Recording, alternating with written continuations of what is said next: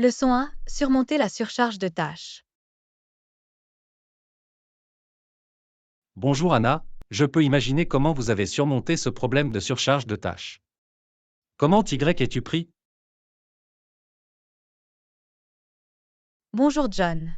C'était vraiment difficile, mais j'ai trouvé quelques stratégies qui m'ont aidé à gérer la charge de travail. C'est impressionnant. Quelle stratégie avez-vous mise en œuvre pour faire face à cette surcharge? Tout d'abord, j'ai hiérarchisé les tâches en fonction de leur urgence et de leur importance. Cela m'a aidé à me concentrer sur ce qui nécessitait une attention immédiate. L'établissement des priorités est en effet essentiel. Avez-vous utilisé des outils ou des techniques spécifiques pour y parvenir? Oui, j'ai commencé à utiliser une liste de tâches et un calendrier pour organiser mes tâches et allouer du temps à chacune d'entre elles. C'est une approche intelligente. Une représentation visuelle de vos tâches peut les rendre plus faciles à gérer.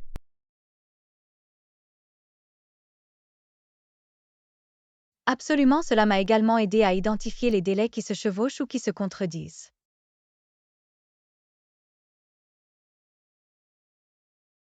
Identifier les conflits à l'avance permet de mieux planifier et d'éviter un stress inutile. Qu'est-ce que tu as fait d'autre?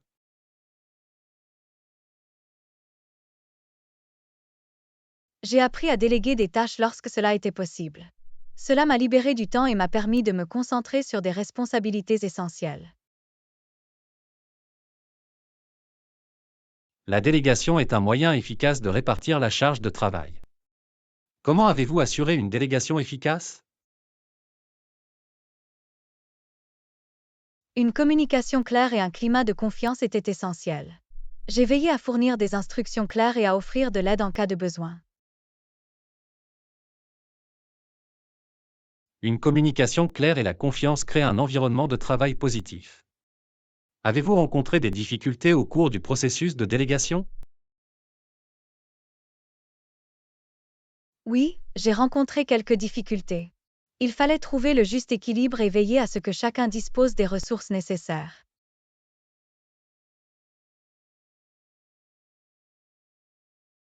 Il peut être difficile de trouver le bon équilibre. Comment avez-vous géré les revers ou les obstacles qui se sont présentés? J'ai essayé de garder un état d'esprit positif et j'ai considéré les échecs comme des opportunités d'apprentissage. J'ai cherché des solutions et adapté mon approche si nécessaire.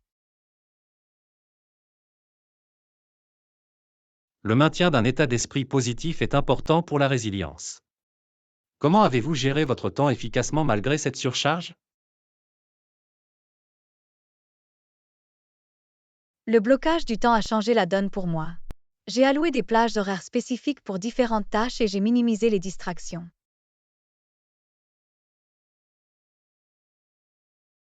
Le blocage du temps permet d'optimiser la productivité.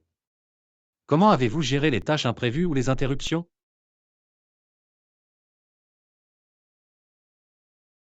J'ai appris à être flexible et à ajuster mon emploi du temps en conséquence. J'ai évalué l'urgence des nouvelles tâches et j'ai apporté les modifications nécessaires.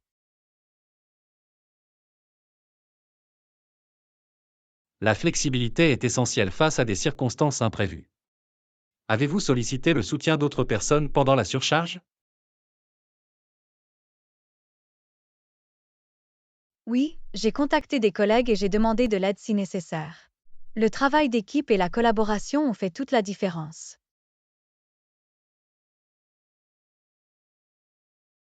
Le travail d'équipe peut alléger la charge de travail et favoriser un environnement de travail favorable. Avez-vous pris des mesures pour éviter une surcharge de tâches à l'avenir? Absolument, j'ai commencé à me fixer des attentes et des limites réalistes. J'ai appris à dire non quand c'était nécessaire et à éviter d'en prendre trop.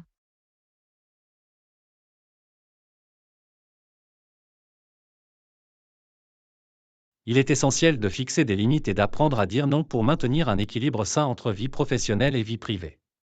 Comment te sens-tu maintenant? Je me sens beaucoup mieux. La mise en œuvre de ces stratégies m'a aidé à être plus organisée et productive.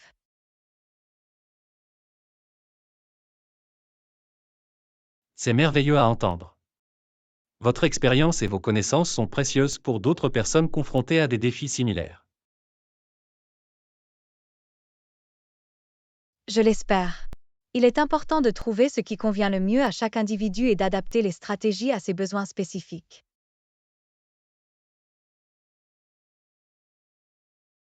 Je suis tout à fait d'accord. Merci d'avoir partagé votre parcours pour surmonter la surcharge de tâches. Leçon 2. Maintenir le contact visuel. Bonjour Anna, je voulais parler de l'importance de maintenir un contact visuel. Cela peut grandement améliorer la communication. Bonjour John. Tu as tout à fait raison. Le contact visuel témoigne de l'attention et aide à établir une connexion.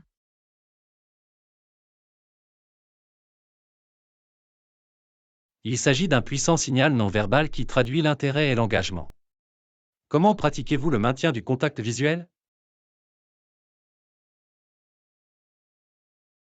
Je fais un effort conscient pour regarder directement dans les yeux de l'autre personne tout en parlant ou en écoutant. C'est une excellente approche. Le maintien d'un contact visuel témoigne du respect et renforce la confiance. Quels sont les avantages que vous avez remarqués? J'ai remarqué que cela m'aide à mieux comprendre les émotions et les intentions de l'autre personne. Oui, le contact visuel nous permet d'évaluer les signaux non verbaux et de détecter les nuances subtiles de la communication. Des défis? Le maintien d'un contact visuel peut parfois être inconfortable ou intimidant, surtout dans des situations inhabituelles ou intenses.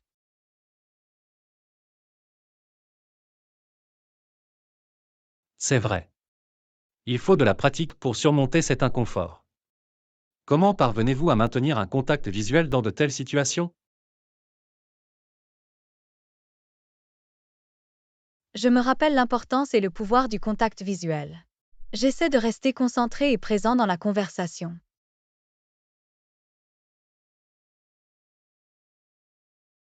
Il est essentiel de rester concentré et présent.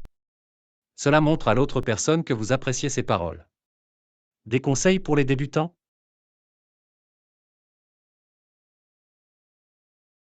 Commencez par vous entraîner avec vos amis ou votre famille lors de conversations informelles. Peu à peu, vous vous sentirez plus à l'aise avec elles. C'est une bonne idée. Il est essentiel de renforcer la confiance par la pratique. Pourquoi ne pas maintenir un contact visuel en groupe?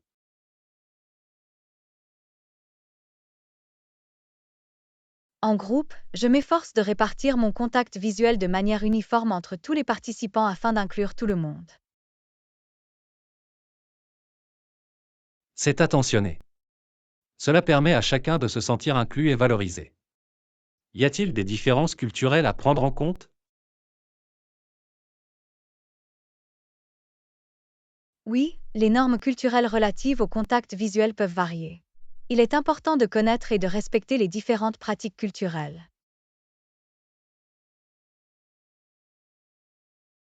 Absolument, l'adaptation aux différences culturelles est une preuve d'ouverture et de respect. Quel est l'impact du contact visuel sur le milieu professionnel?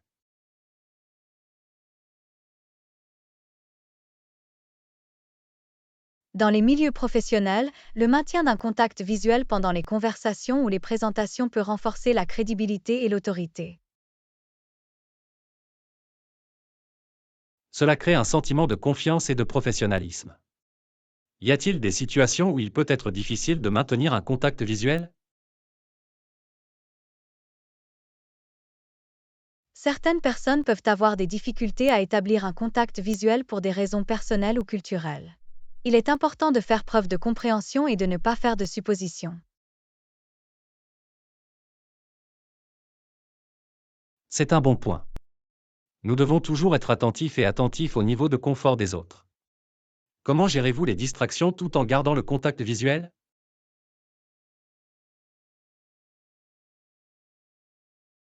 J'essaie de minimiser les distractions en me concentrant sur la personne en face de moi. Si des distractions surviennent, je les reconnais et je redirige mon attention.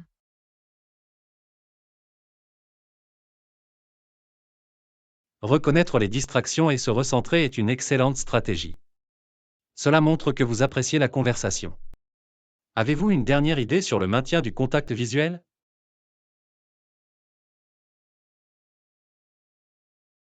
N'oubliez pas que le maintien d'un contact visuel est une compétence qui peut être développée avec la pratique. Cela vaut la peine d'investir du temps et des efforts pour le maîtriser. Bien dit. Merci d'avoir partagé vos idées sur l'importance de maintenir un contact visuel dans la communication.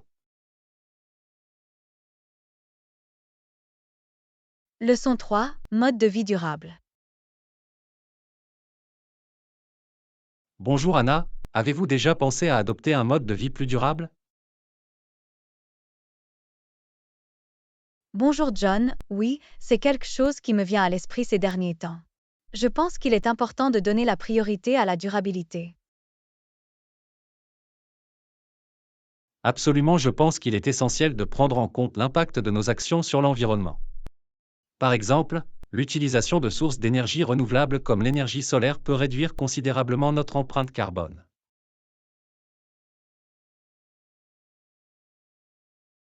C'est un excellent point. Une autre façon simple d'être plus durable est de réduire notre consommation d'eau. Prendre des douches plus courtes et corriger les fuites peut faire toute la différence.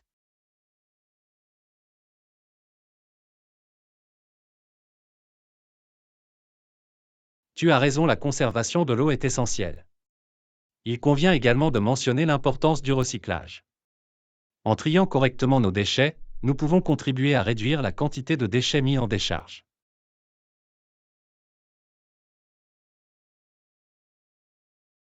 Définitivement. Le recyclage est une habitude que nous pouvons facilement intégrer à notre vie quotidienne. De plus, le choix d'articles réutilisables tels que des bouteilles d'eau et des sacs à provisions peut réduire considérablement les déchets plastiques à usage unique. Absolument, les plastiques à usage unique constituent une préoccupation majeure pour notre environnement. Un autre aspect du mode de vie durable consiste à soutenir les aliments locaux et biologiques. En achetant des produits locaux, nous pouvons réduire notre empreinte carbone et promouvoir les entreprises locales.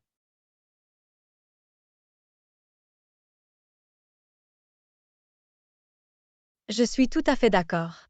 Soutenir les agriculteurs locaux et choisir des aliments biologiques est non seulement bénéfique pour notre santé, mais contribue également à réduire l'utilisation de pesticides nocifs et soutient les pratiques agricoles durables.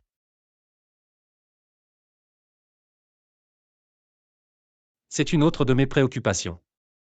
Je veux quelqu'un qui donne la priorité à la durabilité. Il est important de soutenir les entreprises et les organisations qui partagent nos valeurs et s'engagent à adopter des pratiques durables.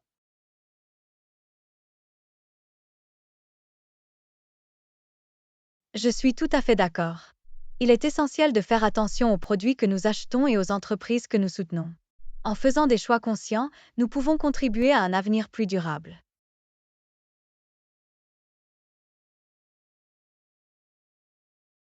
Absolument, de petits changements dans notre vie quotidienne peuvent avoir un impact important. Il s'agit d'être conscient et d'assumer la responsabilité de nos actions.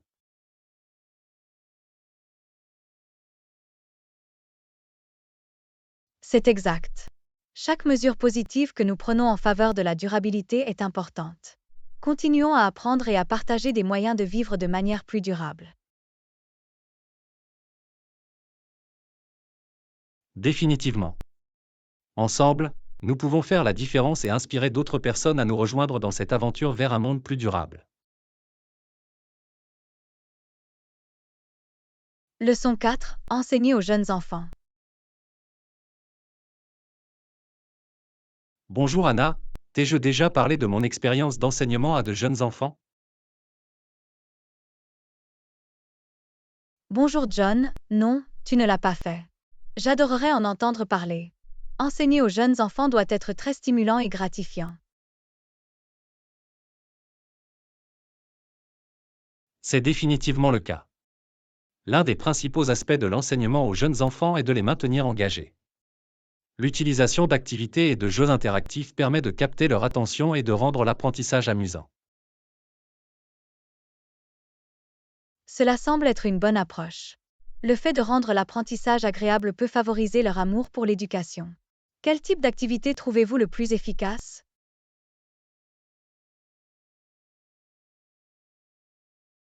Eh bien, j'intègre souvent de la musique et du mouvement dans les leçons. Chanter des chansons, faire des routines de danse et jouer des instruments de musique les aide à apprendre tout en s'amusant.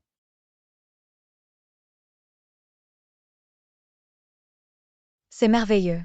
La musique et le mouvement peuvent stimuler leur créativité et améliorer leur capacité motrice. Quelles autres stratégies utilisez-vous?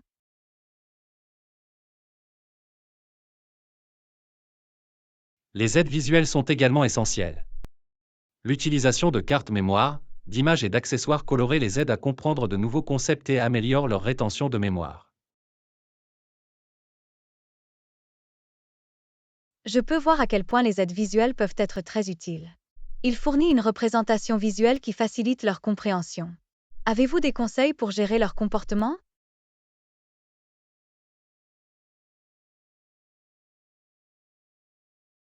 Absolument, il est essentiel d'établir des règles et des routines claires. Définir les attentes et faire l'éloge d'un comportement positif contribue à créer un environnement d'apprentissage structuré et positif.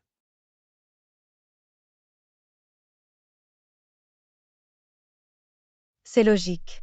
La cohérence et le renforcement positif peuvent encourager un bon comportement et créer une atmosphère propice à l'apprentissage. Comment abordez-vous les différences individuelles entre les enfants?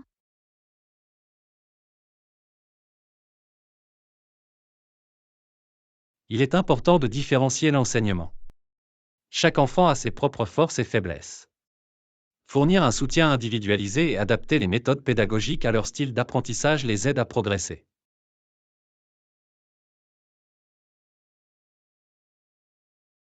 Je suis d'accord. L'adaptation des leçons à leurs besoins peut maximiser leur potentiel d'apprentissage. Comment développez-vous leurs compétences sociales? Les activités de groupe et les projets collaboratifs sont parfaits pour développer leurs compétences sociales.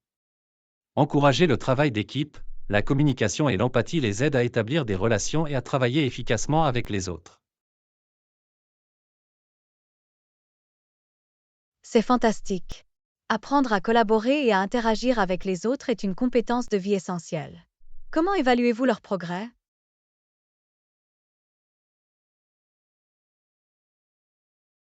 L'évaluation continue est essentielle. Grâce à des observations informelles, à des questionnaires et à des activités pratiques, je peux évaluer leur compréhension et apporter des ajustements pour répondre à leurs besoins d'apprentissage. Je vois. Des évaluations régulières vous permettent de suivre leur progrès et d'identifier les domaines nécessitant un soutien supplémentaire. Il semble que vous ayez adopté une approche globale pour enseigner aux jeunes enfants.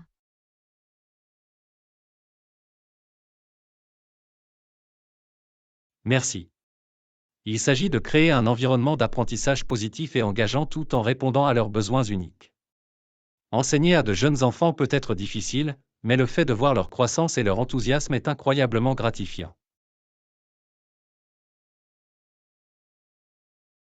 Leçon 5. Résolution de problèmes. Bonjour Anna, avez-vous déjà été confrontée à un problème difficile nécessitant une résolution créative? Bonjour, oui, je l'ai fait.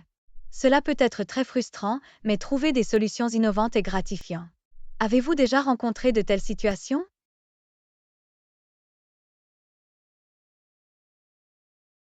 Absolument récemment, j'ai eu un problème au travail et j'ai dû sortir des sentiers battus pour trouver une solution.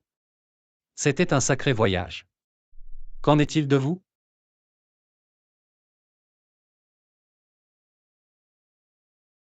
Je comprends lorsque je suis confrontée à un problème, j'essaie d'analyser la situation et de réfléchir à des solutions possibles.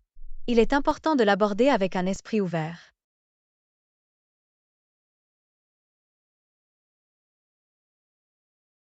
C'est une excellente approche. La compréhension du problème et la prise en compte de différentes perspectives peuvent mener à des solutions révolutionnaires. Comment évaluez-vous les solutions potentielles?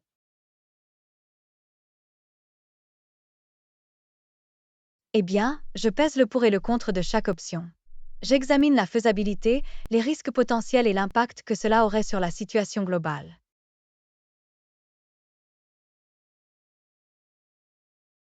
C'est une façon intelligente de l'aborder. L'évaluation des résultats potentiels permet de prendre une décision éclairée. Que faites-vous lorsque vous n'êtes pas sûr de la meilleure solution?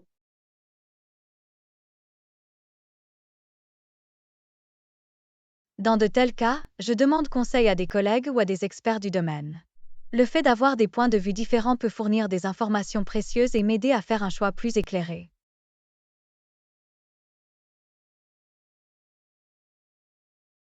C'est une super idée. Collaborer avec d'autres personnes et tirer parti de leur expertise peut permettre de mieux résoudre les problèmes. Comment gérez-vous les revers en cours de route?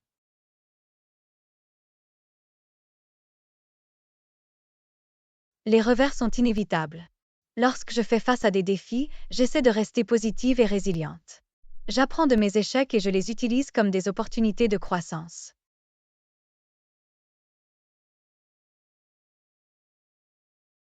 C'est une attitude admirable. Il est essentiel de maintenir un état d'esprit positif et de tirer les leçons de ces échecs pour surmonter les obstacles. Comment s'assurer de l'efficacité de la solution choisie?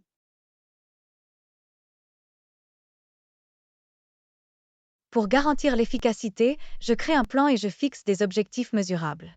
Le suivi régulier des progrès et la mise en œuvre d'ajustements en cours de route aident à atteindre le résultat souhaité.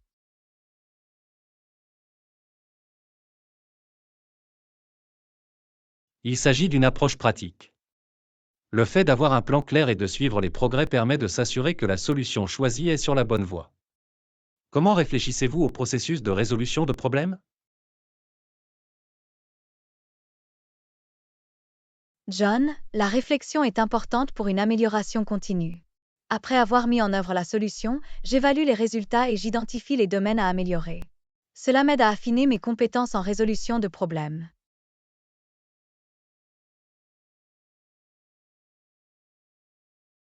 C'est une sage pratique. Réfléchir au processus nous permet de tirer des leçons de nos expériences et de mieux résoudre les problèmes. Votre approche de la résolution de problèmes a été très instructive.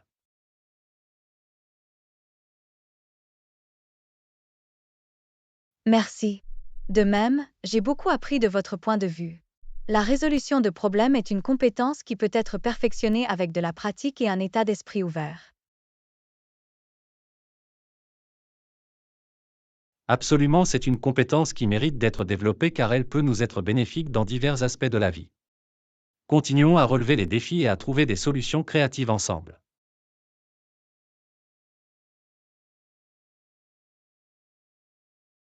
Leçon 6. Objectif de mise en forme.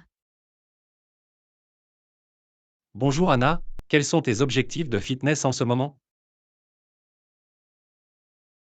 Bonjour, je me concentre sur la force et la flexibilité. Je veux améliorer ma condition physique générale et me sentir plus énergique. Et vous?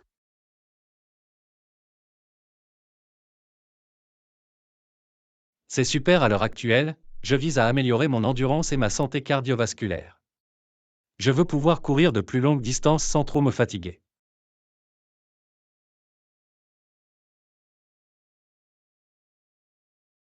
Cela semble être un objectif fantastique. La course à pied est un excellent moyen d'augmenter votre endurance et d'améliorer votre condition cardiovasculaire. Comment comptez-vous y parvenir? Je prévois de commencer par des courses plus courtes et d'augmenter progressivement la distance au fil du temps. J'intégrerai également un entraînement par intervalle et des exercices d'entraînement croisés pour améliorer mon endurance. C'est une approche intelligente. L'augmentation graduelle de l'intensité et l'intégration de la variété dans vos entraînements peuvent vous aider à progresser régulièrement. Avez-vous pensé à des étapes spécifiques?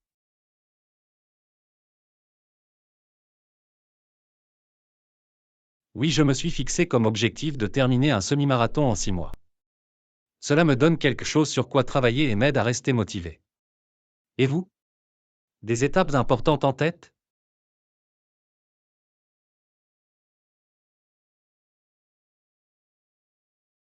Je n'ai pas fixé d'objectif précis pour l'événement, mais je veux être capable de faire un split complet et de tenir une planche pendant 2 minutes. Ce sont des objectifs ambitieux mais réalisables pour améliorer ma flexibilité et ma force de base.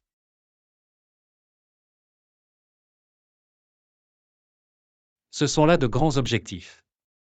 La flexibilité et la force de base sont essentielles à la forme physique globale.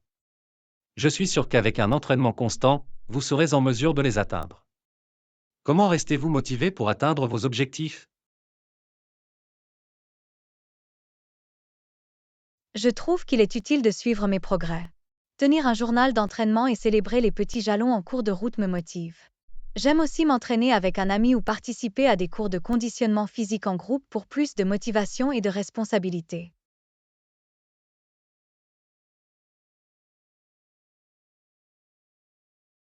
C'est une stratégie fantastique. Le suivi des progrès et la mise en place d'un système de soutien peuvent faire une différence significative pour rester motivé. Quels autres aspects de la condition physique vous intéressent? Outre la force et la flexibilité, je souhaite également améliorer mon équilibre et essayer de nouvelles formes d'exercice comme le yoga ou le pilate. Ils peuvent m'aider à développer une routine de remise en forme complète.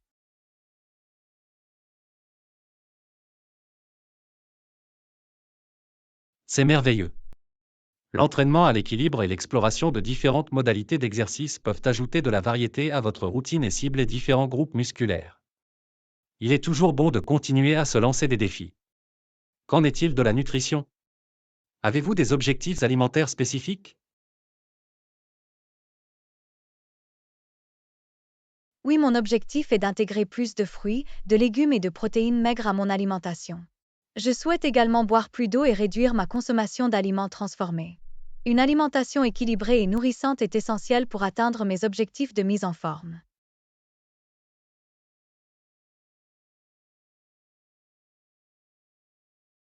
C'est une excellente approche.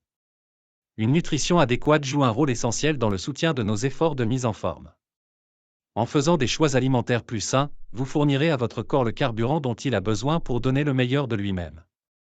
Cela a été une source d'inspiration d'entendre parler de vos objectifs de mise en forme. Leçon 7. Briser la glace. Bonjour Anna, lorsque je rencontre de nouvelles personnes, je brise généralement la glace en leur posant des questions sur leur secteur d'activité ou leurs projets en cours. Comment engagez-vous des conversations? Salut. C'est une excellente façon d'entamer une conversation. Je commence souvent par leur poser des questions sur leurs loisirs ou leurs intérêts en dehors du travail. Cela aide à trouver un terrain d'entente et à établir des liens. Que trouvez-vous d'autre utile?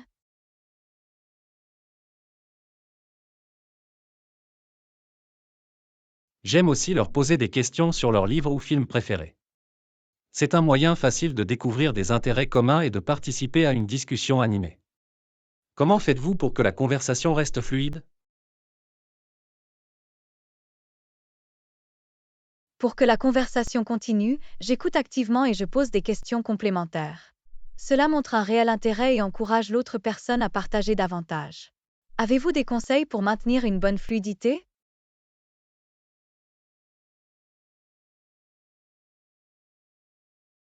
Absolument, je trouve utile de partager des anecdotes personnelles ou des expériences liées au sujet. Cela ajoute de la profondeur à la conversation et encourage également l'autre personne à s'ouvrir. Qu'en est-il de vous?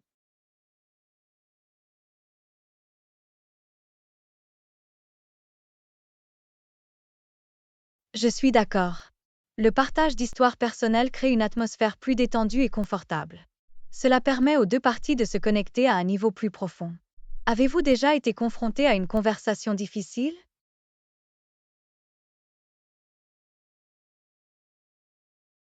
Oui, parfois, il peut y avoir des moments de silence ou des difficultés à trouver un terrain d'entente. Dans de telles situations, j'essaie de poser des questions ouvertes pour encourager l'autre personne à partager davantage. Comment gérez-vous ces moments?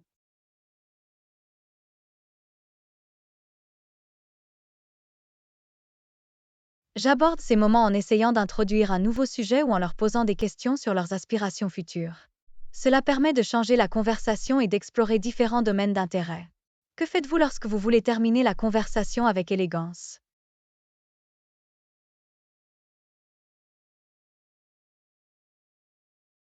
Lorsque je veux mettre fin à une conversation, j'exprime généralement ma gratitude pour l'interaction et je mentionne que c'était formidable d'apprendre à connaître la personne. Je suggère ensuite de rester connecté ou d'échanger des informations de contact. Et vous? C'est une façon polie de mettre fin à une conversation.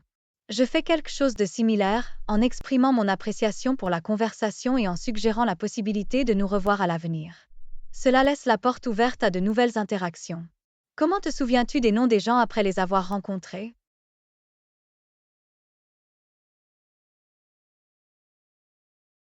Pour me souvenir des noms des personnes, je fais un effort conscient pour répéter leur nom pendant la conversation.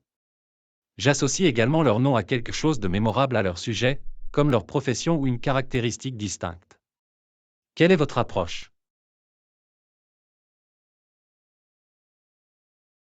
J'utilise une approche similaire.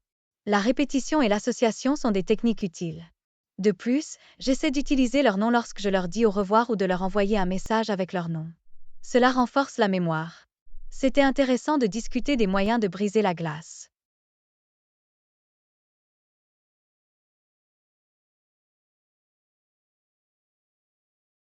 Absolument, briser la glace est essentiel pour établir des liens et favoriser des conversations constructives. En utilisant ces stratégies, nous pouvons créer des interactions engageantes et faire bonne impression. Continuons à explorer de nouvelles façons de communiquer avec les autres.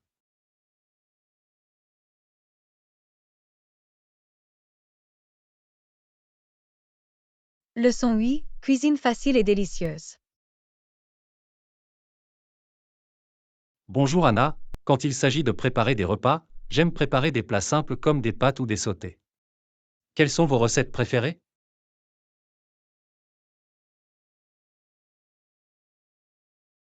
Bonjour. J'aime aussi cuisiner.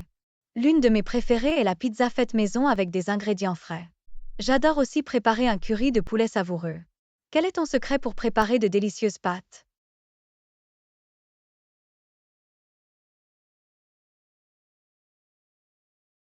Pour des pâtes savoureuses, je m'assure de les cuire al dente et de les mélanger dans une sauce savoureuse.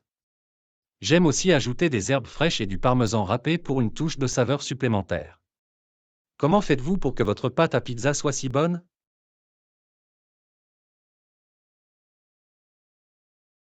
J'utilise une combinaison de farine tout usage et de farine à pain pour obtenir une croûte à la fois moelleuse et croustillante. Je laisse également la pâte lever pendant quelques heures pour développer plus de saveur. Quelle est votre combinaison de sauté préférée? J'apprécie un sauté de poulet et de légumes classiques. Je fais mariner le poulet dans de la sauce soja et de l'ail avant de le faire sauter avec des poivrons colorés, du brocoli et des pois mange-tout. Comment rendre votre curry de poulet si savoureux?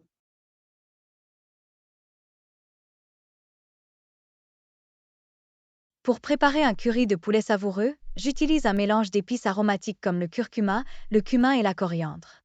Je fais également sauter des oignons, du gingembre et de l'ail pour ajouter de la profondeur à la saveur. Avez-vous des conseils pour cuisiner avec des herbes fraîches?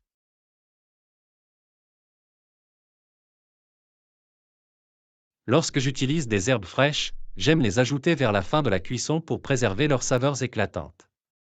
Le basilic est excellent avec les pâtes, tandis que la coriandre se marie bien avec les sautés.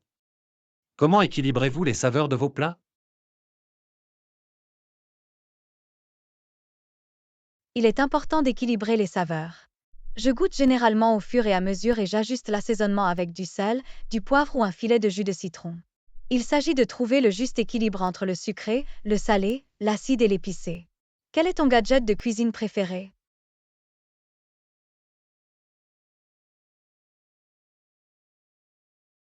J'adore utiliser mon mixeur à immersion.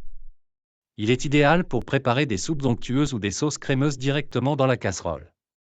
C'est un outil polyvalent qui permet de gagner du temps et de faciliter le nettoyage. Quel est votre outil de cuisine indispensable?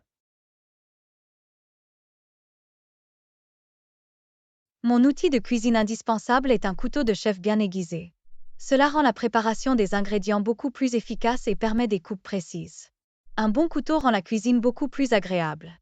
Comment expérimentez-vous de nouvelles recettes?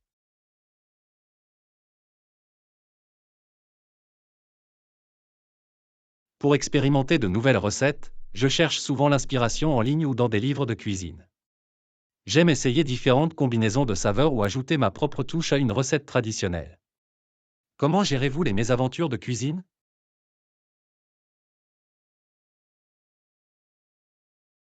Les problèmes de cuisine arrivent aux meilleurs d'entre nous. Quand quelque chose ne va pas, j'essaie de rester calme et de trouver des solutions créatives. Parfois, les erreurs mènent à de délicieuses surprises.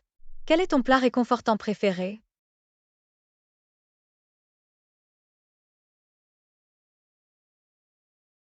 Mon plat réconfortant préféré est un bol chaud de soupe au poulet et aux nouilles faites maison. Il est apaisant et nourrissant, surtout pendant les mois les plus froids. Quel est votre dessert préféré lorsque vous avez envie de quelque chose de sucré?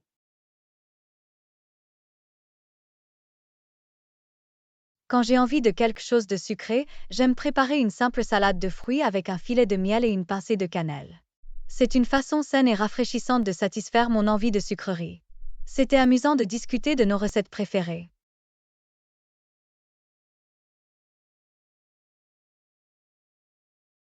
Absolument, partager notre amour pour la cuisine et échanger des conseils rend le voyage culinaire encore plus agréable. Continuons à explorer de nouvelles saveurs et de nouveaux plats ensemble.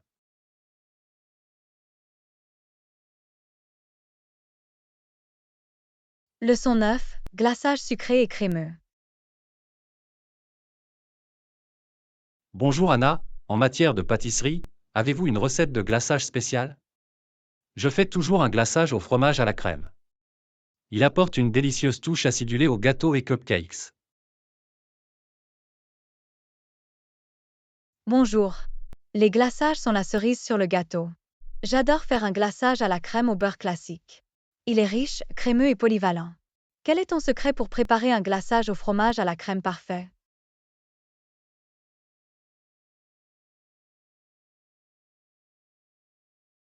Pour faire un glaçage au fromage à la crème parfait, je m'assure d'utiliser du beurre ramolli et du fromage à la crème. Je tamise également le sucre en poudre pour éviter les grumeaux. Comment obtenir un glaçage à la crème au beurre lisse et moelleux?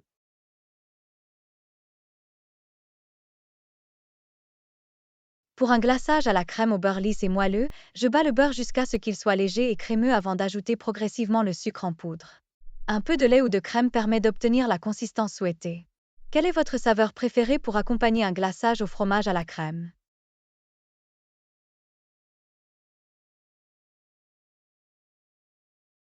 J'adore associer un glaçage au fromage à la crème à un gâteau aux carottes. La combinaison du glaçage acidulé et du gâteau moelleux et épicé est tout simplement irrésistible. Quel est votre dessert préféré pour mettre en valeur un glaçage à la crème au beurre? Mon dessert préféré pour mettre en valeur le glaçage à la crème au beurre est un cupcake à la vanille classique. Le gâteau moelleux et le glaçage crémeux se complètent parfaitement. Comment ajoutez-vous différentes saveurs à vos glaçages?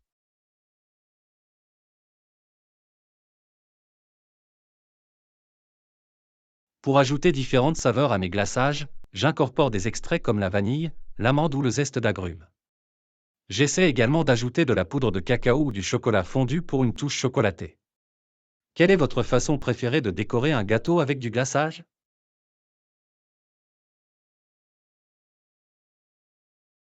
J'aime utiliser une poche à douille et utiliser différentes astuces pour créer des motifs décoratifs avec du glaçage. Les tourbillons, les rosettes et les bordures peuvent ajouter une touche d'élégance à un gâteau. Comment vous assurez-vous que votre glaçage reste en place?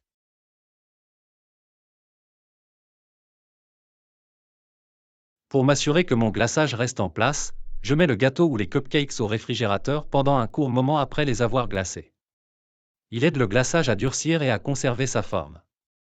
Comment rendre vos glaçages plus colorés?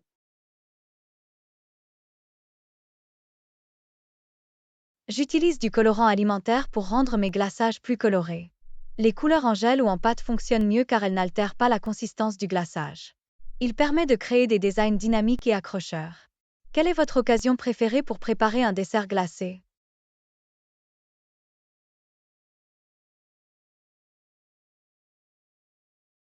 J'adore faire des desserts glacés pour les anniversaires. C'est une occasion spéciale qui nécessite un délicieux gâteau joliment décoré. Quel est votre secret pour obtenir un glaçage lisse et d'aspect professionnel?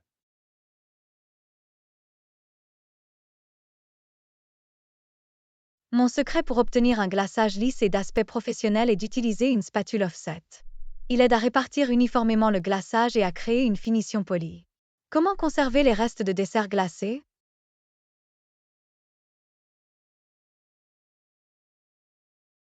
Pour conserver les restes de dessert glacé, je les conserve dans un contenant hermétique au réfrigérateur. Il contribue à maintenir la fraîcheur du gâteau et la consistance du glaçage. Quel est votre glaçage préféré à déguster directement à la cuillère?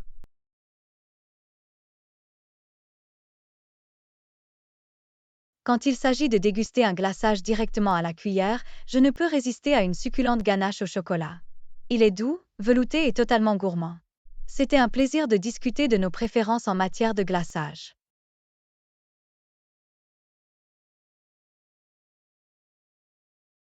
Absolument, les glaçages ajoutent une touche de douceur et de saveur à nos pâtisseries. Continuons à explorer différentes recettes de glaçage et à faire en sorte que nos desserts soient délicieusement tentants.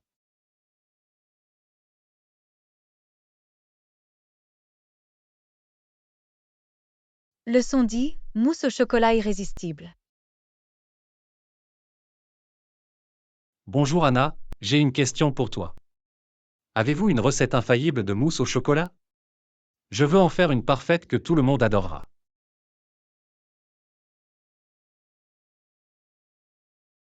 Bonjour. La mousse au chocolat est un régal décadent. J'ai une recette qui n'échoue jamais.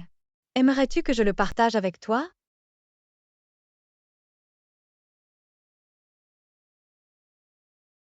Absolument. Veuillez partager votre recette de mousse au chocolat infaillible. J'ai hâte de l'essayer. Très bien, voici ce dont tu auras besoin. Commencez par faire fondre le chocolat noir et laissez-le refroidir légèrement. Dans un autre bol, fouettez la crème épaisse jusqu'à l'obtention de pics mous. Incorporez ensuite la crème fouettée au chocolat fondu jusqu'à ce que le tout soit bien mélangé. Enfin, réfrigérez la mousse pendant quelques heures pour qu'elle durcisse. C'est aussi simple que cela.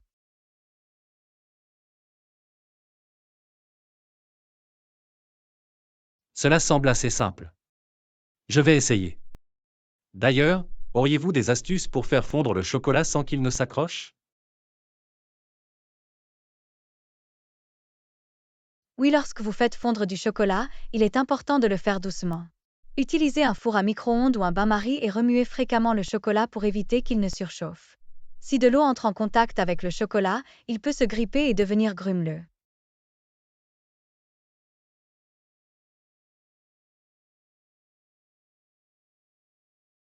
Merci pour le conseil. Je ferai en sorte de faire attention en faisant fondre le chocolat. Comment obtenir la texture parfaite de votre mousse au chocolat? Pour obtenir la texture parfaite d'une mousse au chocolat, il est essentiel d'incorporer délicatement la crème fouettée au chocolat fondu. Cela permet d'incorporer l'air et de créer une mousse légère et aérée.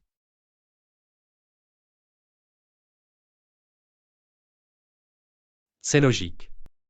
Je m'assurerai de bien plier la crème fouettée pour conserver la texture de la mousse.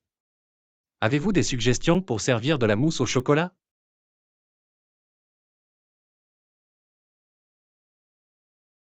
Absolument, la mousse au chocolat peut être servie dans des verres individuels ou des ramequins. Vous pouvez également le garnir de crème fouettée, de copeaux de chocolat ou de baies fraîches pour une touche d'élégance supplémentaire.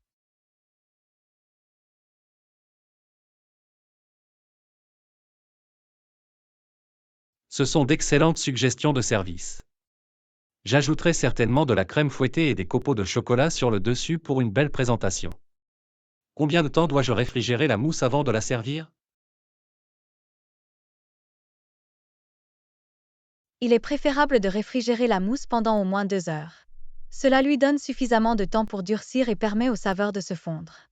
Cependant, vous pouvez également le réfrigérer pendant la nuit pour une texture plus ferme.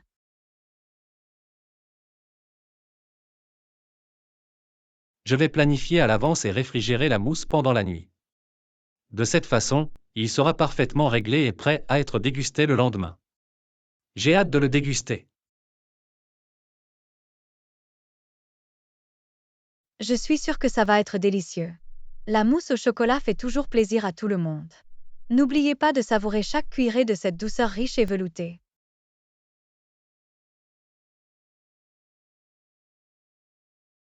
Je le ferai absolument. Merci d'avoir partagé votre recette infaillible de mousse au chocolat et tous les conseils utiles. J'ai hâte de le faire et de le partager avec mes amis et ma famille.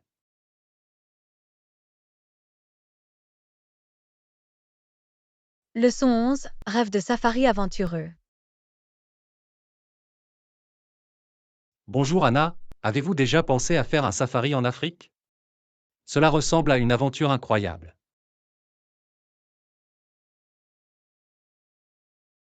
Bonjour. Oui, j'ai toujours rêvé de faire un safari. L'opportunité de voir des animaux sauvages dans leur habitat naturel est vraiment incroyable. Quel pays africain choisiriez-vous pour un safari?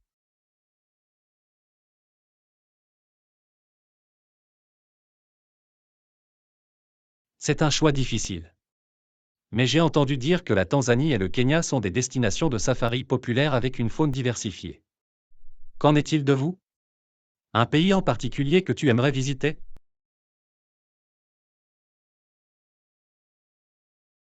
J'ai toujours été fascinée par l'Afrique du Sud. Il offre un mélange unique de faune, de paysages époustouflants et de cultures dynamiques. Le parc national Kruger est une visite incontournable pour sa faune abondante. Quels animaux aimerais-tu voir lors d'un safari?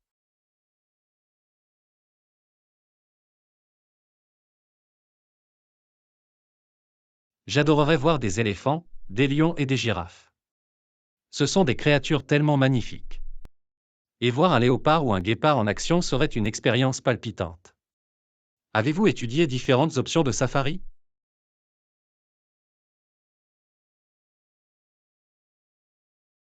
Absolument, il existe différents types de safaris, notamment des visites guidées, des options de conduite autonome et même des safaris à pied. Chacune offre un niveau d'aventure différent et vous permet de vous connecter à la nature de manière unique. Quel type d'expérience de safari vous intéresse?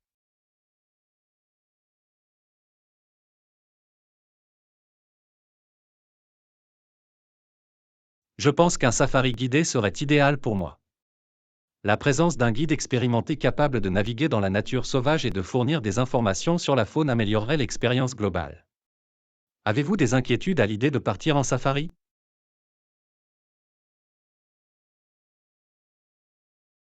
La sécurité est toujours une priorité absolue.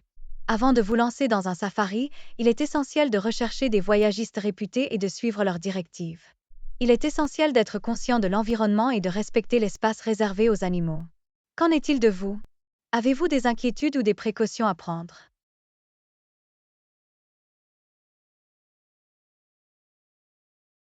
Je suis tout à fait d'accord.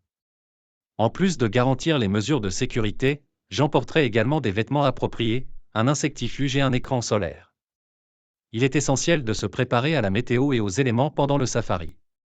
Quel serait le moment rêvé pour un safari?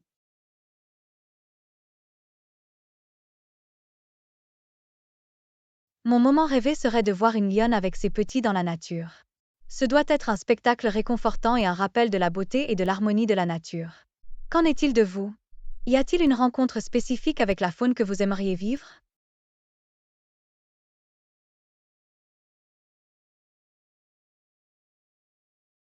Je serais ravi d'assister à la grande migration des gnous et des zèbres. C'est l'un des événements les plus spectaculaires de la nature, avec des milliers d'animaux traversant les rivières et les plaines à la recherche de pâturages plus verts. Je ne peux qu'imaginer ce spectacle impressionnant. Qu'en est-il de l'hébergement lors d'un safari?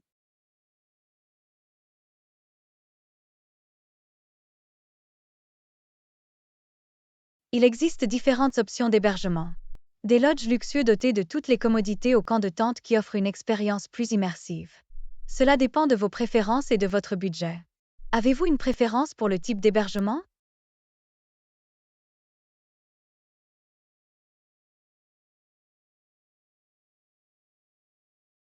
Je pense que le fait de séjourner dans un camp de tente ajouterait à l'authenticité de l'expérience de safari. S'endormir au son de la nature et se réveiller devant un paysage africain à couper le souffle serait inoubliable. J'ai hâte de faire un safari un jour.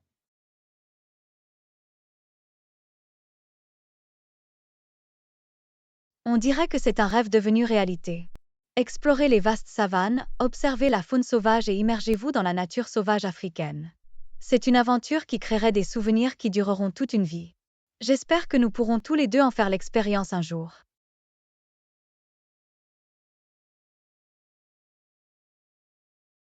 Absolument, continuons à réaliser nos rêves de safari et travaillons à leur réalisation. Les merveilles de l'Afrique nous attendent et je suis enthousiasmé par les possibilités qui s'offrent à nous.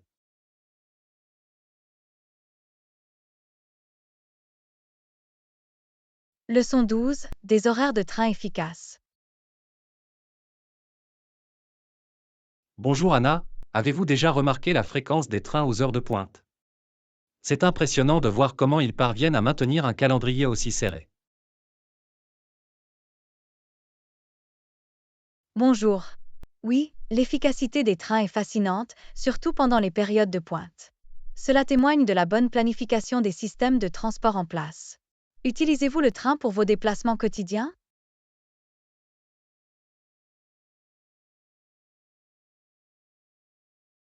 Absolument, le train est mon principal moyen de transport pour me rendre au travail. J'apprécie la commodité et la fiabilité qu'ils offrent. Il est rassurant de savoir qu'il y a un train toutes les quelques minutes pendant les heures de pointe. Avez-vous déjà vu un train bondé?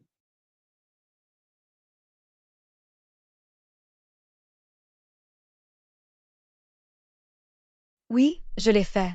Aux heures de pointe, les trains peuvent être bondés. C'est un phénomène courant dans les zones urbaines très fréquentées. C'est une bonne idée de planifier votre trajet en conséquence et de vous préparer à affronter la foule. Comment rendre vos trajets en train plus agréables?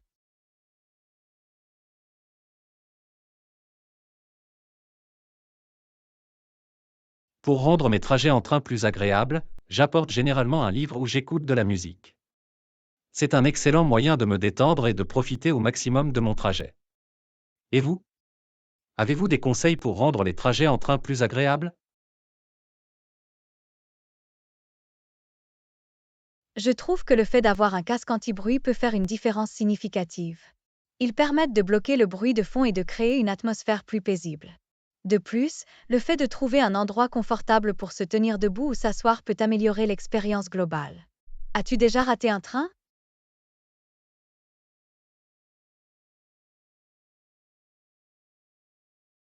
Oui, j'ai raté un train à quelques reprises en raison de retard imprévu ou de quelques minutes de retard. Cela peut être frustrant, mais j'ai appris à prévoir du temps supplémentaire en cas de circonstances imprévues. Et vous? Avez-vous des expériences avec des trains manqués?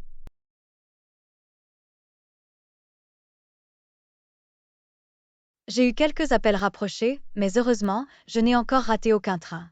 C'est toujours un soulagement d'arriver à temps et d'éviter d'avoir à attendre le prochain. Y a-t-il un itinéraire de train spécifique que vous trouvez particulièrement pittoresque?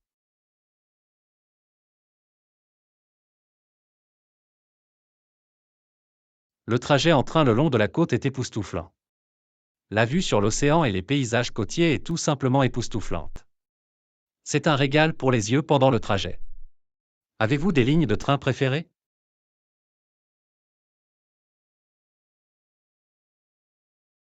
J'apprécie le trajet en train qui traverse la campagne. Les champs verdoyants, les collines et les petites villes pittoresques en font un voyage pittoresque. C'est comme une escapade pittoresque loin de la vie trépidante de la ville. Avez-vous déjà rencontré des retards lors de vos trajets en train?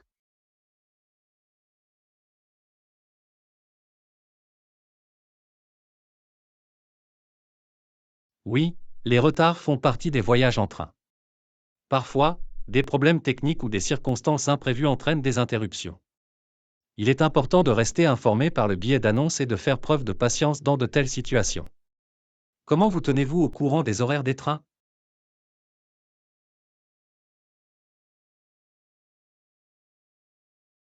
Je m'appuie généralement sur des applications mobiles ou des sites web qui fournissent des mises à jour en temps réel sur les trains. Ils m'aident à mieux planifier mon voyage et à rester informé de tout retard ou changement. C'est un outil pratique pour les navetteurs. Avez-vous des histoires de trains intéressantes à partager?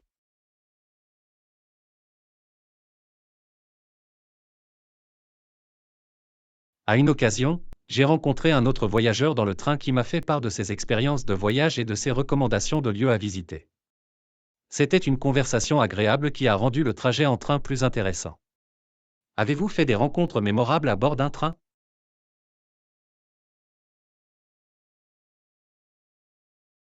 Leçon 13. Succès de l'acquisition de clients. Bonjour Anna, j'ai entendu dire que tu lançais une nouvelle entreprise. Bonne chance pour vous faire de nouveaux clients. Avez-vous des stratégies en tête pour les attirer? Bonjour. Merci. Oui, j'ai quelques idées pour acquérir de nouveaux clients. J'ai l'intention de proposer des promotions et des remises spéciales pour les inciter à essayer mes produits. Et vous? Avez-vous des conseils pour attirer de nouveaux clients?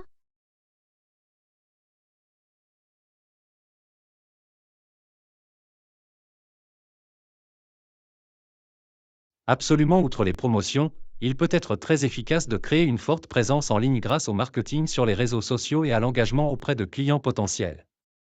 Il s'agit de créer une prise de conscience et d'établir des relations. Comment comptez-vous interagir avec vos clients?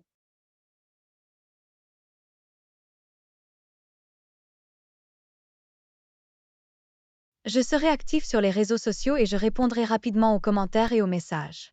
Je prévois également d'intégrer une fonction de chat en direct sur mon site web pour fournir une assistance instantanée et répondre à toutes les demandes des clients. Et vous? Comment interagissez-vous avec vos clients?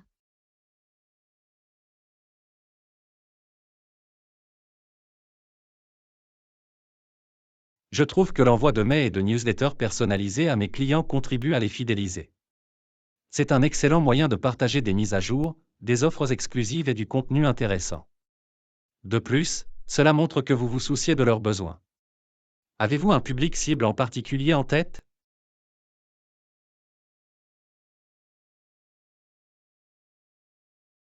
Oui, j'ai identifié mon public cible en fonction de ses caractéristiques démographiques et de ses intérêts.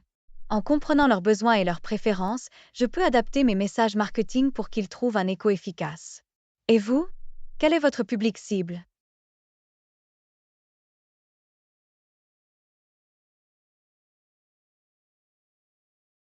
Mon public cible est composé de professionnels de l'industrie technologique. Ce sont des personnes qui recherchent des solutions innovantes pour améliorer leur productivité et leur efficacité. Il est important de comprendre leurs problèmes et de proposer des solutions. Comment comptez-vous mesurer le succès de votre acquisition de clients?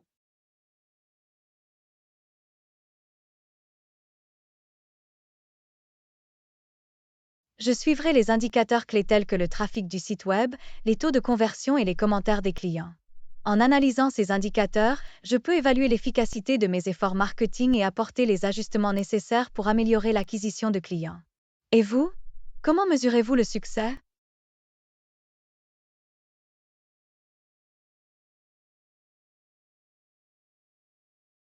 En plus des indicateurs que vous avez mentionnés, je surveille également les taux de fidélisation de la clientèle. Il est important non seulement d'acquérir de nouveaux clients, mais également de les fidéliser en fournissant d'excellents produits et services.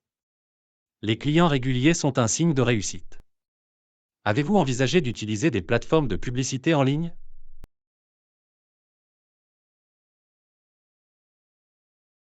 Oui, j'ai l'intention de tirer parti des plateformes de publicité en ligne telles que Google Ads et les publicités sur les réseaux sociaux pour toucher un public plus large. Ces plateformes proposent des options de ciblage qui me permettent de me concentrer sur des données démographiques et des intérêts spécifiques. Et vous? Avez-vous de l'expérience en matière de publicité en ligne?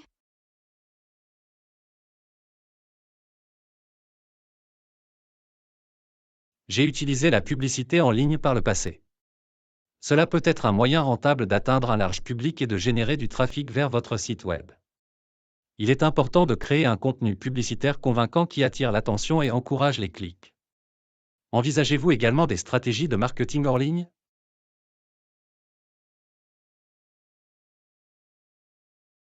Oui, je crois également au pouvoir du marketing hors ligne.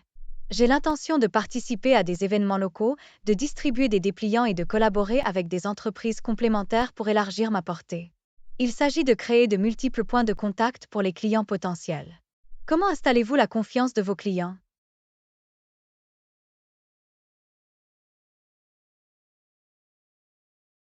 Il est essentiel de renforcer la confiance. Je m'attache à fournir un service client exceptionnel, à faire preuve de transparence dans mes pratiques commerciales et à tenir mes promesses. Il est important d'établir une solide réputation et d'établir des relations à long terme avec les clients. Comment abordez-vous les commentaires des clients?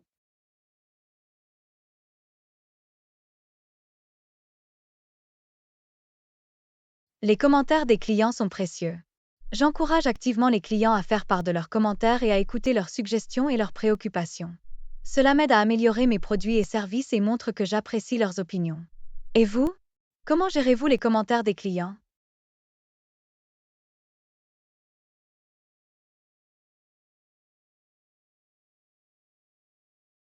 J'ai un formulaire de commentaires sur mon site web, où les clients peuvent partager leurs réflexions et leurs expériences. Je m'assure de prendre connaissance de leurs commentaires rapidement et de prendre les mesures appropriées pour répondre à leurs préoccupations. Tout est question d'amélioration continue.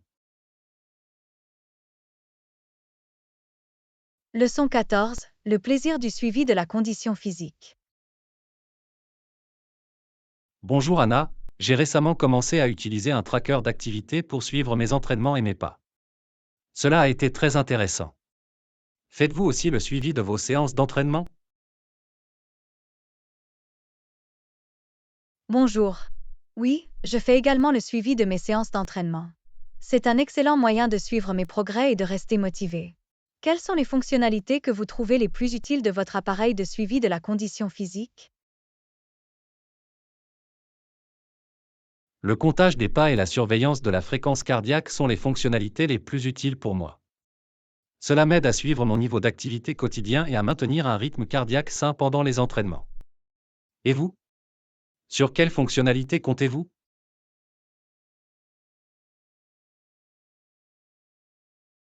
Je trouve la fonction de suivi du sommeil assez intéressante. Il me donne un aperçu de mes habitudes de sommeil et m'aide à comprendre la qualité de mon sommeil. Il est important de se reposer suffisamment pour le bien-être général. Vous fixez-vous des objectifs de fitness?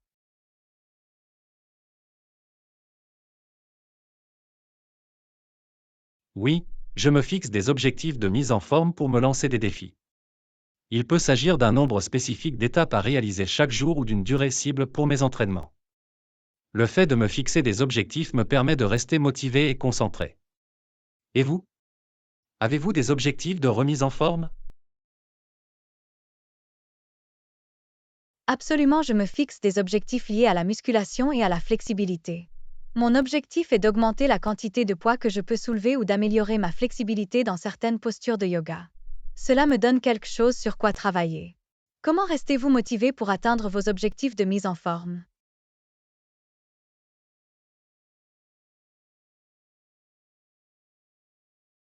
Pour rester motivé, je trouve utile de suivre mes progrès et de célébrer les petites réussites en cours de route. Cela me donne un sentiment d'accomplissement et m'encourage à continuer. Avez-vous des stratégies pour rester motivé?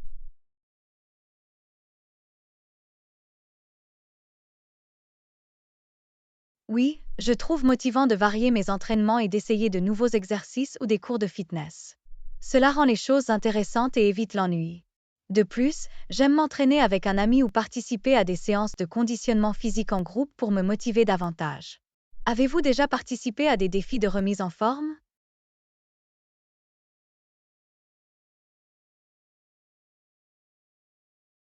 Oui, j'ai déjà participé à des défis de fitness. C'est un excellent moyen de vous dépasser et de rester responsable. Qu'il s'agisse d'un défi par étape ou d'un objectif de mise en forme spécifique, cela ajoute un niveau supplémentaire d'excitation et de motivation. Et vous? Avez-vous essayé des défis de remise en forme?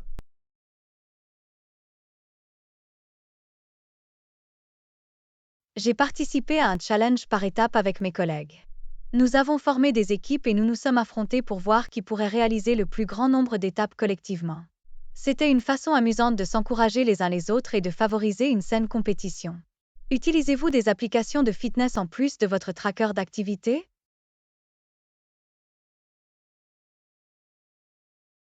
Oui, j'utilise une application de fitness qui se synchronise avec mon tracker d'activité. Il fournit des informations supplémentaires et me permet de suivre mes entraînements, de me fixer des objectifs et même de participer à des cours de fitness virtuels. C'est un moyen pratique d'avoir toutes mes données de conditions physiques en un seul endroit. Et vous? Vous avez des applications de fitness préférées? J'utilise une application de fitness similaire. Il propose un large éventail de programmes d'entraînement et de séances guidées que je trouve utiles.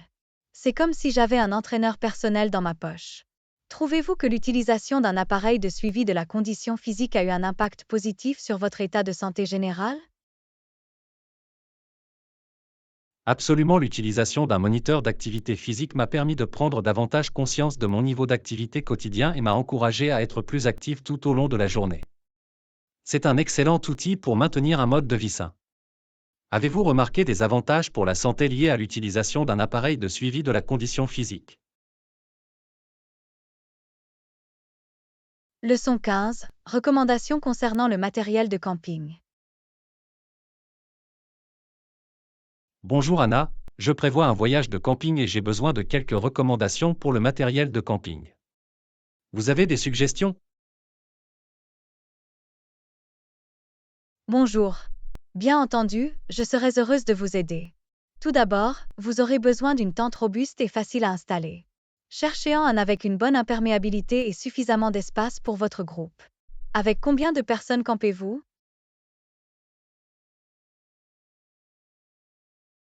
Il s'agira d'un petit groupe de 4 personnes.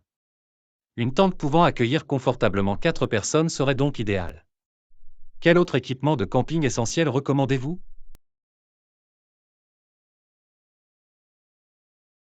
Les sacs de couchage et les matelas de couchage sont essentiels pour une bonne nuit de sommeil.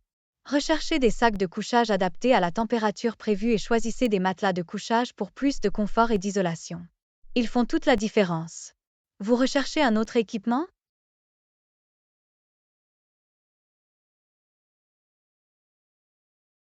J'ai également besoin d'un réchaud de camping fiable pour la préparation des repas. Il doit être portable, facile à utiliser et avoir un bon rendement énergétique. Avez-vous des recommandations sur les réchauds de camping? Je recommande de rechercher des réchauds de camping qui utilisent du propane ou du butane. Des marques telles que Coleman et MSR proposent des options fiables adaptées à divers besoins de cuisson. N'oubliez pas d'emporter également les ustensiles de cuisine et les ustensiles. Qu'en est-il de l'éclairage?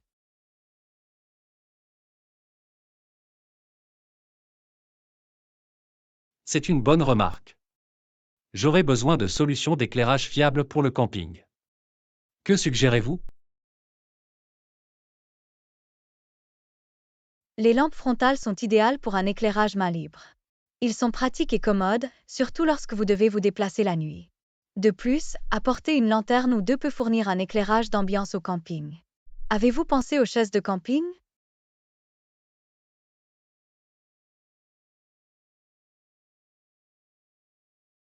Des chaises de camp seraient certainement un ajout intéressant pour des sièges confortables.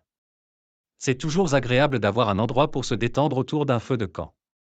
Y a-t-il des caractéristiques ou des marques spécifiques que je devrais rechercher? Optez pour des chaises de camping légères, pliables et durables. Des marques comme Elinox et REI proposent des chaises de camping de qualité qui sont appréciées des campeurs. Assurez-vous également qu'ils sont confortables. Avez-vous besoin de recommandations pour d'autres équipements de camping?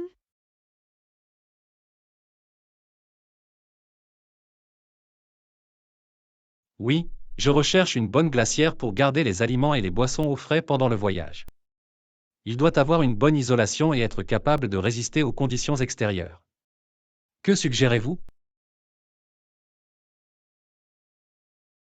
Yeti et Coleman sont connus pour leurs glacières de haute qualité. Optez pour des glacières dotées d'une isolation épaisse et d'une construction solide. Tenez compte de la taille dont vous aurez besoin en fonction de la durée de votre voyage et de la quantité de nourriture et de boissons que vous allez entreposer. Y a-t-il autre chose pour lequel vous auriez besoin de conseils? Je pense que cela couvre l'essentiel. Merci pour vos recommandations. Je me sens mieux préparé pour mon voyage de camping maintenant. J'apprécie ton aide.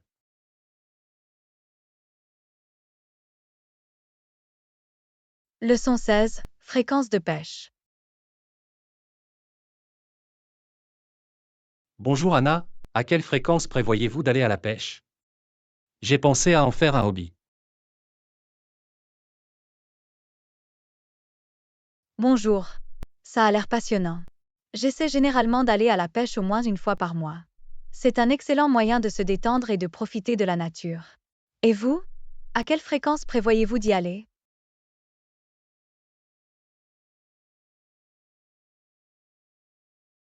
Je pense aller à la pêche une fois toutes les 2 semaines.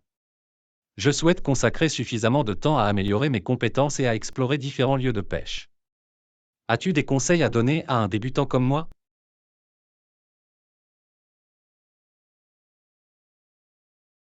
Absolument, tout d'abord, assurez-vous d'avoir le bon équipement, comme une canne à pêche, un moulinet et un matériel adapté au type de pêche que vous allez pratiquer. Ensuite, apprenez quelques techniques de pêche de base comme le lancer et le moulinet. Enfin, soyez patient et appréciez le processus. Il faut du temps pour devenir un pêcheur expérimenté. Avez-vous décidé du type de pêche que vous souhaitez essayer?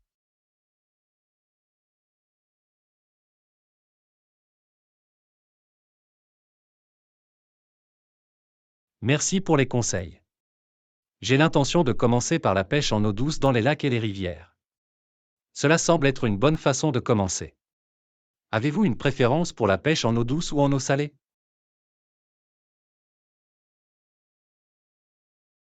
La pêche en eau douce et en eau salée a son propre charme. Cependant, j'aime davantage la pêche en eau douce parce que c'est plus accessible pour moi.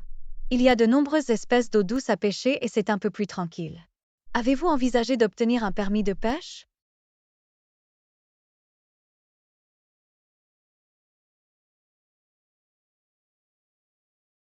Oui, je suis conscient qu'un permis de pêche est requis dans la plupart des endroits.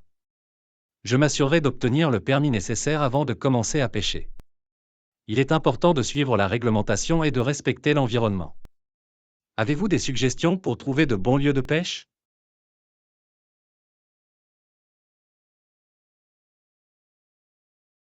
La recherche des lieux de pêche locaux est un bon point de départ. Les forums en ligne, les sites web de pêche et les clubs de pêche locaux peuvent fournir des informations précieuses sur les lieux de pêche populaires de votre région.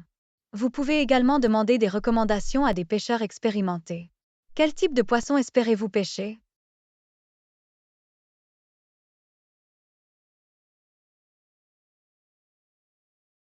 Je suis ouvert à la capture de différentes espèces. Cependant, je suis particulièrement intéressé par la capture de l'achigan et de la truite. Ils semblent être difficiles et passionnants à intégrer. As-tu un poisson préféré à pêcher? J'aime aussi attraper la truite. Leurs couleurs éclatantes et leurs combats animés en font une expérience exaltante. De plus, je trouve la pêche aux silures très agréable. Ils peuvent bien se battre et atteindre des tailles impressionnantes. Avez-vous envisagé de rejoindre un club ou un groupe de pêche?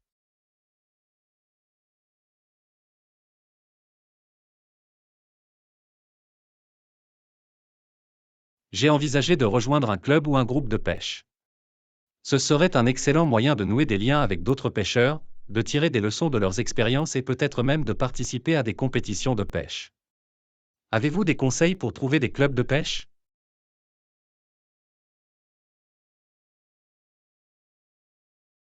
Les magasins d'articles de pêche locaux ou les magasins de matériel de pêche proposent souvent des informations sur les clubs de pêche de la région. Ils peuvent vous fournir des informations sur les adhésions, les événements et même vous mettre en contact avec d'autres pêcheurs. Cela vaut la peine d'y jeter un œil. Comment préparez-vous habituellement un voyage de pêche?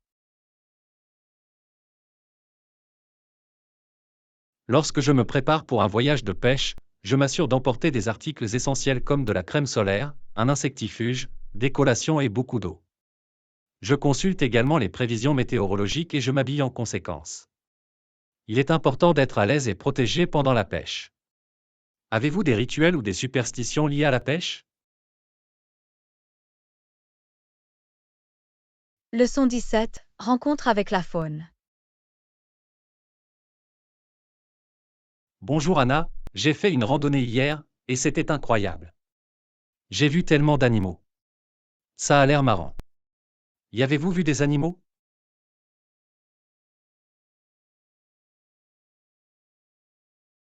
Bonjour. C'est incroyable. Observer la faune lors d'une randonnée est toujours une expérience spéciale. Oui, j'ai repéré un cerf et une famille d'écureuils lors de ma dernière randonnée. C'était très agréable. Quels autres animaux avez-vous rencontrés?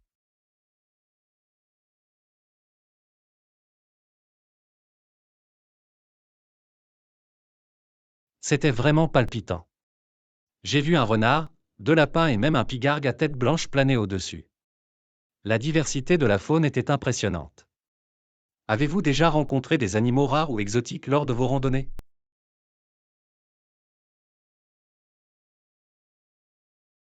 Je n'ai pas encore croisé d'animaux rares ou exotiques. Cependant, j'ai entendu des histoires de personnes ayant repéré des ours noirs, des pumas et même des orignaux dans certaines régions. Ce serait incroyable de voir des créatures aussi majestueuses dans la nature. Avez-vous réussi à prendre des photos des animaux?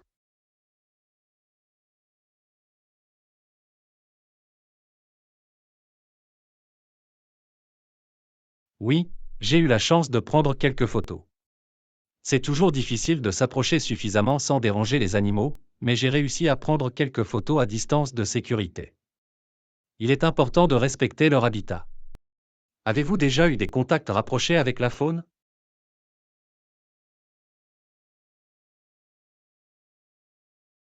J'ai eu quelques rencontres rapprochées. Une fois, lors d'une randonnée en montagne, un tamia curieux s'est approché de moi dans l'espoir d'une collation.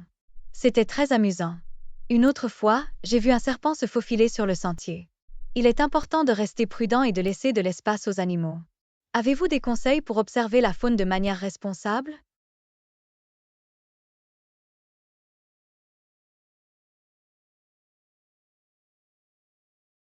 Absolument, l'observation responsable de la faune est cruciale pour leur bien-être et notre sécurité.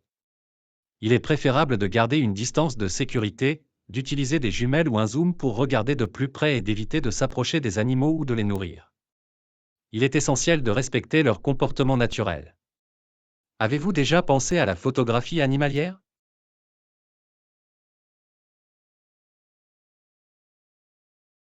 J'ai pensé à la photographie animalière.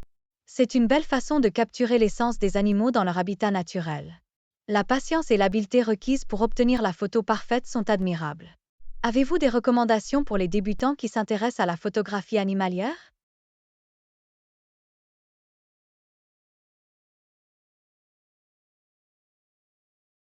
Pour les débutants en photographie animalière, je suggère de commencer avec un bon téléobjectif. Il vous permet de prendre des photos détaillées à distance. La patience est essentielle, car les animaux ne sont pas toujours coopératifs. En savoir plus sur le comportement et les habitats des animaux peut également vous aider à anticiper leurs déplacements. Avez-vous déjà participé à des efforts de conservation de la faune?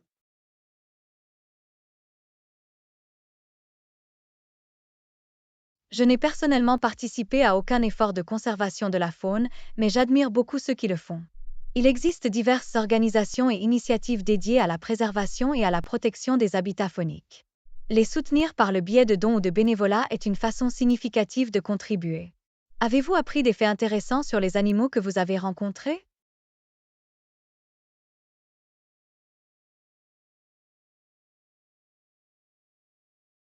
Oui, j'ai appris quelques faits intéressants. Saviez-vous que les renards ont une ouïe exceptionnelle, ce qui les aide à localiser leur proie sous la neige? Et les pigargues à tête blanche peuvent atteindre des vitesses allant jusqu'à 55 miles par heure lorsqu'ils plongent pour attraper du poisson? La nature regorge de merveilles fascinantes. Y a-t-il un animal en particulier que vous aimeriez voir dans le futur?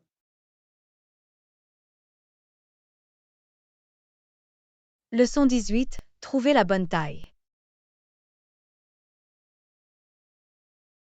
Bonjour Anna, j'ai besoin d'un nouveau sac à dos pour la randonnée, mais je pense que j'ai besoin d'une taille plus grande. Avez-vous des recommandations? Bonjour. Bien sûr, laissez-moi vérifier si nous avons une taille plus grande disponible.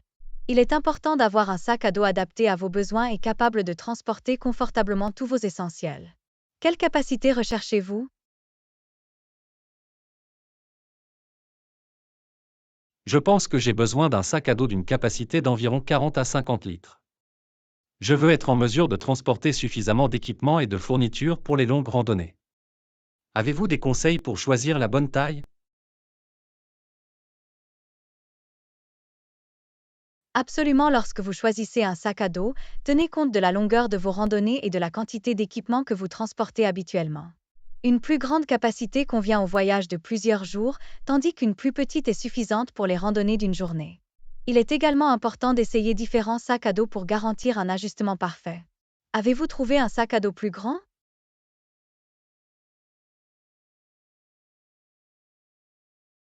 Oui, j'ai trouvé un sac à dos d'une capacité de 50 litres.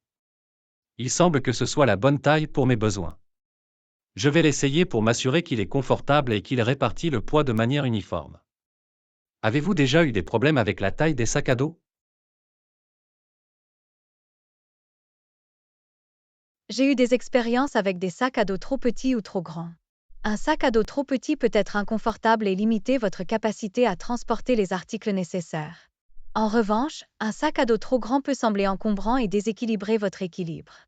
Il est important de trouver la bonne solution. Quelles autres caractéristiques dois-je prendre en compte en plus de la taille?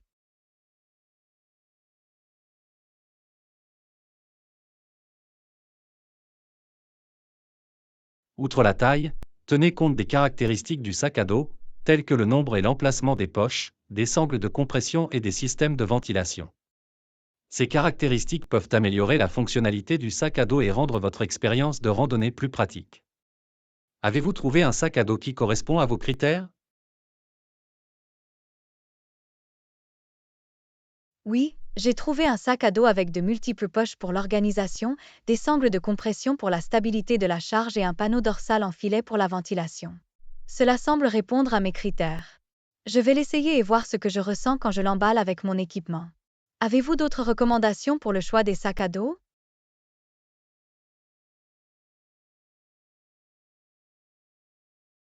Une autre recommandation est de vérifier la durabilité du sac à dos et la qualité des matériaux. Un sac à dos robuste fait de matériaux durables résistera aux rigueurs de la randonnée et durera plus longtemps. Cela vaut la peine d'investir dans un sac à dos de haute qualité qui vous sera utile lors de vos aventures. Y a-t-il autre chose dont tu as besoin pour faire de la randonnée?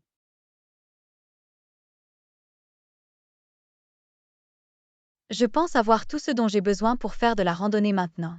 J'ai mon nouveau sac à dos, mes chaussures de randonnée et d'autres équipements essentiels. Je suis prêt à partir sur les sentiers. Si vous avez des questions ou si vous avez besoin d'une assistance supplémentaire, n'hésitez pas à les poser. Avez-vous hâte de tester votre nouveau sac à dos?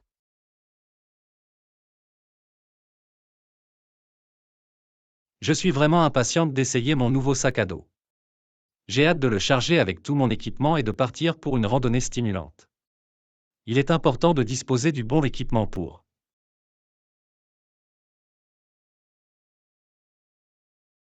Leçon 19. Dépenses intelligentes.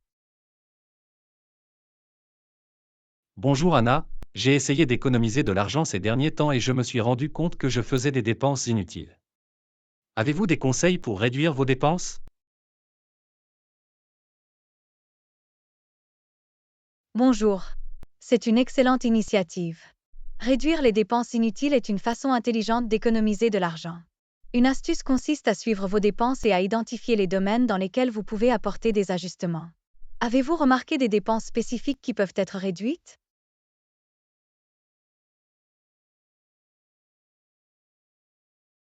Oui, j'ai réalisé que je dépensais beaucoup pour manger au restaurant. J'aime essayer de nouveaux restaurants, mais cela pèse sur mon budget. Je pense que je dois commencer à cuisiner davantage à la maison. Avez-vous des suggestions de plats faits maison abordables et délicieux?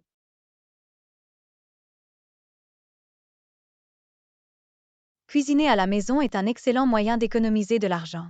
Vous pouvez essayer de préparer des repas simples avec des ingrédients frais.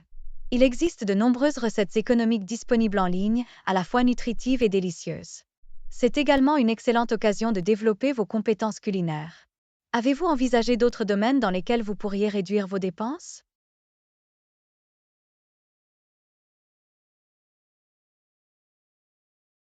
Un autre domaine que j'ai identifié est celui des achats impulsifs. Parfois, j'achète des choses sur un coup de tête sans vraiment en avoir besoin.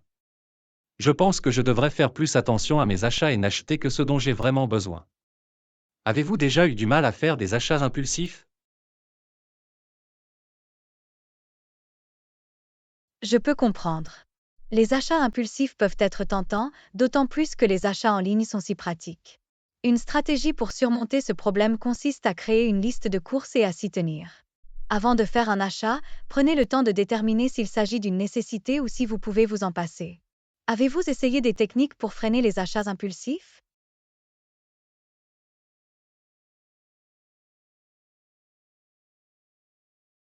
Oui, j'ai commencé à mettre en œuvre une technique appelée règle des 24 heures. Chaque fois que je ressens le besoin d'acheter quelque chose de façon impulsive, j'attends 24 heures.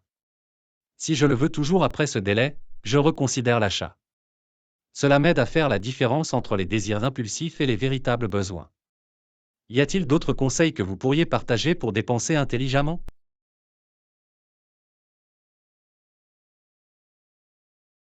Une autre astuce consiste à revoir vos abonnements et adhésions.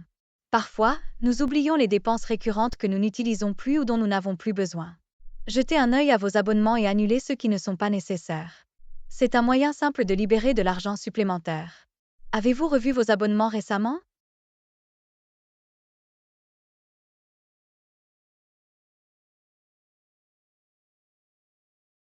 C'est une excellente suggestion.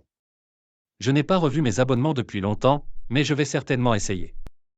Il est facile d'accumuler des abonnements au fil du temps et de les oublier. Je suis sûr qu'il y en a que je peux abandonner et économiser de l'argent. Merci pour ce rappel. Avez-vous d'autres idées pour économiser de l'argent?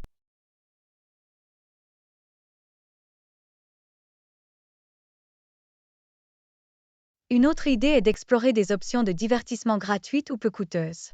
Au lieu de dépenser de l'argent pour des sorties coûteuses, optez pour des événements locaux, des parcs ou des activités communautaires proposant des divertissements gratuits ou abordables. C'est un excellent moyen de s'amuser sans se ruiner. Avez-vous découvert des activités gratuites agréables dans votre région?